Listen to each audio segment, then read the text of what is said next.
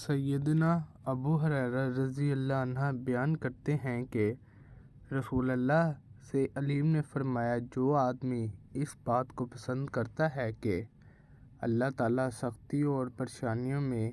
اس کی دعائیں قبول کرے، اسے چاہے کہ وہ فراخی اور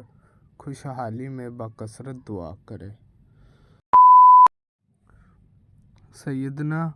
ابو امامہ رضی اللہ عنہ سے روایت ہے، رسول اللہ صلی اللہ علیہ وسلم نے فرمایا، جس نے بعد از نماز فجر 100 دفعہ یہ کلمہ کہا، اس حال میں اس کے پاؤں مڑے ہوئے ہوں، یعنی تشہد کی وضع پر بیٹھا ہو،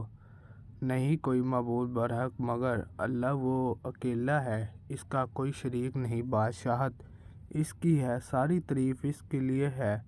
وہ زندہ کرتا ہے، وہ مارتا ہے، اس کے ہاتھ میں بھلائی ہے اور وہ ہر چیز پر قادر ہے، تو وہ عمل کے لحاظ سے اہل زمین میں سب سے زیادہ افضل ہوگا۔